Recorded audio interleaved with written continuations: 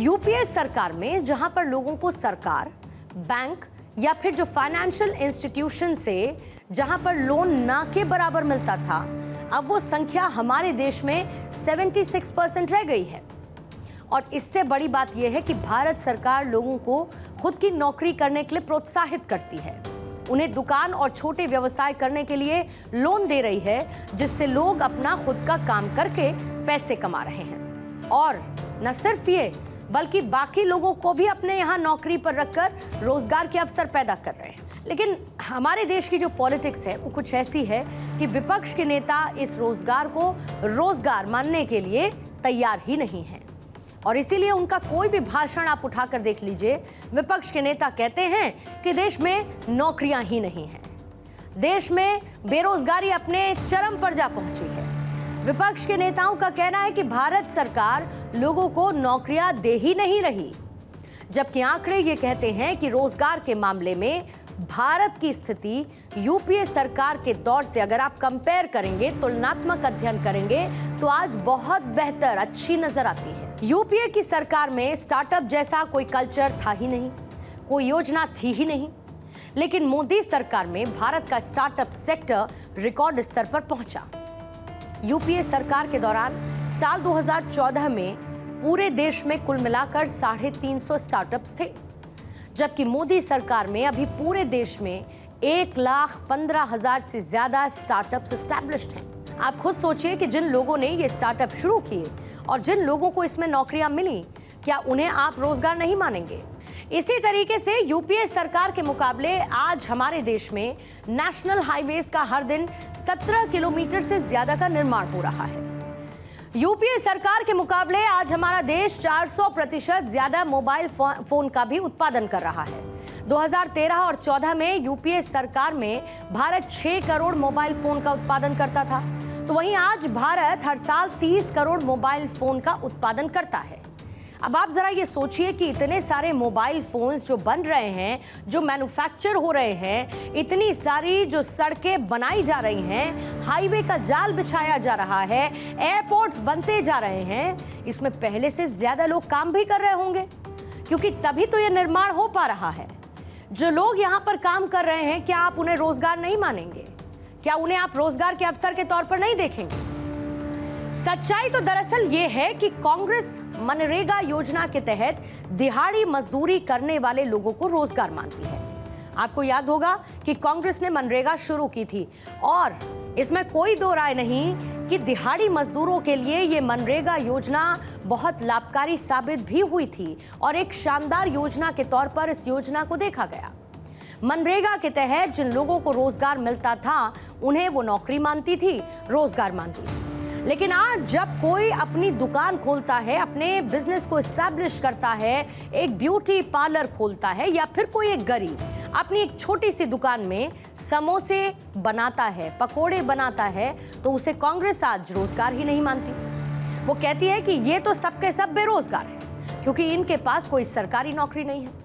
यानी कि मोदी सरकार जब अपनी अलग अलग योजनाओं के जरिए 51 करोड़ से ज्यादा लोगों को रोजगार देती है, तो कांग्रेस सरकार उसे रोजगार नहीं मानती है। आपको एक तस्वीर याद होगी, जब कांग्रेस की सरकार में मनरेगा योजना चल रही थी, तो एक बार राहुल गांधी खुद मनरेगा में काम कर रहे लोगों के साथ काम करने के लिए पहुंच गए थे। वो तब ये दिखाना चाहते थे कि इन लोगों को हमारी सरकार ने रोजगार दिया और मैं खुद इन लोगों के साथ कंधे से कंधा मिलाकर काम कर रहा हूं। आज हम ये चाहते हैं कि आप इस पूरी खबर को आंकड़ों की शक्ल में समझें, यानी कि सिर्फ सुनी सुनाई बातें नहीं, सिर्फ किसी व्हाट्सएप मैसेज पर भेजी गई कोई फॉरवर्डेड मैसेज के जरिए जानकारी नहीं, बल्कि सच क्या है, जो तथ्य है उसको आप समझें। और इसके लिए हम आपको कुछ आंकड़े दिखाना चाहते हैं। आंकड़े जो इस वक्त आपके सामने यहां स्क्रीन पर अब नजर आने लगे हैं, दरअसल ये रोजगार में वार्षिक वृद्धि के आंकड़े हैं। जैसे कि इसको मैं शुरू करूंगी 1983 से, और ये जो पीरियड है वो 1983 से 1993-94 का है, जब 5 साल राजीव गांधी की सरकार थी। और जो आप परसेंटेज उधर देख रहे हैं, ये है रोजगार का परसेंटेज, जो था 2.34% उस समय के दौरान। फिर आगे बढ़ते हैं 1993, 94 से 1999 तक का आंकड़ा आप देखिए, ये 1.6 यानी कि यहां पर डिक्लाइन नजर आया, 1.6% का रहा। फिर आई 1999 में अटल सरकार, 2004 से 2005 तक अचानक से इसमें एक स्विंग देखा गया, 2.51% ये नंबर रेस हुआ। फिर उसके बाद 2004-2005 से 2011-12 तक मनमोहन की सरकार रही और 2.51% से धड़ाम से नीचे आया ये प्रतिशत और बचा कितना, 0.72%। ये मनमोहन सरकार के कार्यकाल के दौरान परसेंटेज रही रोजगार की। अब इसके बाद 2011 से 2012 से 2017-18 तक का आप देखिए, ये कितना मेंटेन रहा, 0.57% का, यानी कि 0.72 से भी नीचे चला गया, 0.57% का रहा। अब ये जो ईयर है 2017-18 और 2022-23, यहां पर रही मोदी सरकार। हालांकि यहां 2014 से मोदी सरकार की शुरुआत हो गई थी, लेकिन क्या व्यवस्था मिली थी हमको, 0.72% की। इस 0.72 की व्यवस्था को जब सुधारना शुरू किया तो 2017 से 18 से 22 से 23 तक मोदी सरकार इसको सीधे गगनचुंबी लेकर चली गई। गगनचुंबी कितनी, 3.35% ये नजर आया। ये आपको रोजगार किस तरीके से बढ़ा, ये NSSO सोर्स है जो ये आंकड़े बताती है कि रोजगार के अवसर अलग अलग सरकार के कार्यकाल के दौरान किस तेजी के साथ परसेंटेज के लिहाज से बढ़ते हुए नजर आए। और इसमें आपको जब सबसे हाईएस्ट नजर आएगा वो 3.35% का नजर आएगा, जो कि 17-18 से लेकर 22 और 23 यानी कि मोदी सरकार के कार्यकाल का ये आंकड़ा है, जो ये बताता है कि मोदी सरकार ने अपने कार्यकाल के दौरान नौकरी और रोजगार के अवसर पैदा करने के लिए हर एक संभव कोशिश की, जो रिफ्लेक्ट इस परसेंटेज के जरिए हुई है। यानी कि ये वो कहानी है जो हमको समझनी होगी। हमारे देश को अगर पूरी तरह से सशक्त बनाना है तो हर एक व्यक्ति को सशक्त बनाना होगा। अगर हमारे देश का हर एक व्यक्ति रोजगार पा लेता है तो आप सोचिए कि हमारे देश में गरीबी खुद ब खुद खत्म हो जाएगी। और जैसा कि विपक्ष के नेता रैलियों में कहते हैं कि गरीबी को खटाखट खत्म कर देंगे, जो कि कहने और सुनने के लिए तो बहुत अच्छा लगता है, लेकिन प्रैक्टिकल नहीं है। यानी कि अब हमें एक प्रैक्टिकल सॉल्यूशन पर बात करने की जरूरत है, जहां पर सियासत से परे समाधान पर बात होनी चाहिए।